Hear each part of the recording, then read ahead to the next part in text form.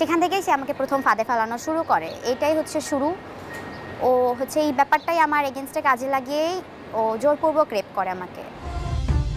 টিভির পর্দায় সেন্সর করে দেখানো অশালীন ছবিগুলোকে অপপ্রচার হিসেবে দাবি করেছেন আফজাল।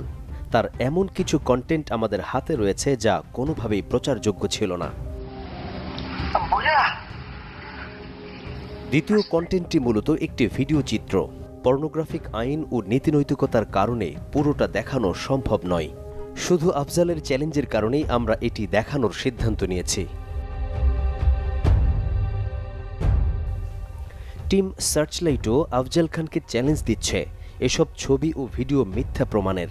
নামাজ কালাম পড়ুয়া আফজালের এমন অশালীন ছবি তুলে সংগ্রহে রাখা নৈতিক কিনা সেই প্রশ্নও রাখছি। দেশসেরা স্কুল অ্যান্ড কলেজের এই শিক্ষার্থী এবার উচ্চ মাধ্যমিক শেষ করেছেন। ভর্তির প্রস্তুতি নিচ্ছেন বিশ্ববিদ্যালয়ে। 2022 সালের 5 জুন বিড়ালের চিকিৎসা করাতে গিয়েছিলেন আফজাল খানের কাছে। আমি নিজে একজন অসুস্থ ব্যক্তি, আমার কিডনির সমস্যা আছে। আমি ওই অসুস্থ অবস্থায় উনি আমাকে তাও ছাড় দেয় না। আমি ওনাকে বলেছিলাম যে বস আমি অসুস্থ। উনি আমাকে বলে যে কি হয়েছে, এগুলো হলে আরও তোমার শরীর স্ট্রং হবে। ওনার কাজ উনি করেই আমাকে ছাড়ে। উনি আরও এগুলাকে প্রাইজ হিসেবে দেখে, অ্যাওয়ার্ড হিসেবে দেখে যে উনি কয়টা মেয়ের সাথে কী করতে পারলো, কয়টা মেয়ের লাইফ নষ্ট করতে পারলো। একটা নারীর এগেনস্টে তার সাথে শারীরিক সম্বন্ধ করা, তাকে ফোর্স করা রেপের ভিতরেই পড়ে। আর উনি আমার সাথে এটাই করেছে। আফজাল খানের বক্তব্য জুড়ে নিজেকে বাঁচানোর নামে কতটা মিথ্যাচার ছিল তার আরেকটি হচ্ছে এই তরুণীকে নিয়ে বক্তব্য। আমি আমার পরিবারের অমতে ওদিনকে গিয়েছিলাম বিড়ালের চিকিৎসা করাতে।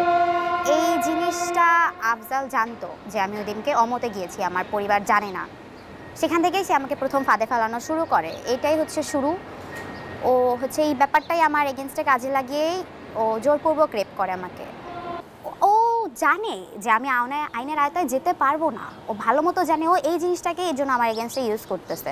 মানুষ তো এটা দেখবে না যে আমার দোষ আছে কিনা। মানুষ তো জাজ করবে যে আচ্ছা এই মেয়েটাকে রেপ করা হয়েছে। কেউ তো এটা বলবে না যে ওর তো এখানে দোষ ছিল না। এই কথাটা খুবই কম মানুষ বলে আমাদের সমাজে যে ওর দোষ ছিল না। এর জন্য আমি আর কি পারবো না ওর এগেইনস্টে আমি নিজে মামলা করতে। বাট যদি আমার এই ইনফরমেশনগুলো লুকিয়ে রেখে গোপনীয় রেখে ওর এগেইনস্টে মামলা করা হয় আমি অবশ্যই করব। সমাজ বাস্তবতায় কতটা অসহায় যে ধর্ষণের পরও মামলা করতে পারছেন না এই তরুণী। তবে আফজালের ধর্ষণের ঘটনাটি মিথ্যা প্রমাণের চ্যালেঞ্জও ছুড়েছেন। আমাদের সোসাইটি এখন পর্যন্ত যদি একটা মেয়ে জানে যে এই মেয়েটা রেপড হয়েছে, এরপরে ওই মেয়েটাকে অ্যাকসেপ্ট করতে পারে না। এখন পর্যন্ত এই জিনিসটা আমাদের সোসাইটি রেডি না।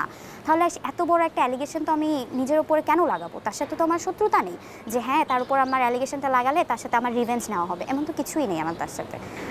আর যদি থেকেও থাকে ও প্রমাণ করতে আসুক, চ্যালেঞ্জ নেক আমার সাথে যে হ্যাঁ এই মেয়ের সাথে আমার এই প্রবলেমটা আছে, এর কারণে ও আমার সাথে এটা করছে। ও চ্যালেঞ্জ নেক, আপনারাই বলেন ওকে আসতে, আপনারা দায়িত্ব নিয়ে ওকে বলেন যে হ্যাঁ তুমি চ্যালেঞ্জ নাও। ও চ্যালেঞ্জ দিতে চাচ্ছে, তুমিও চ্যালেঞ্জ নাও যে হ্যাঁ তোমার ওর কাছে ওর এগেইনস্টে তোমার কিছু আছে। পারবে না, আসবে ওটা দেখবেন। ও কোনোদিনও আপনাদের সাথে পারবে না, কারণ এটা তো হয়েছে।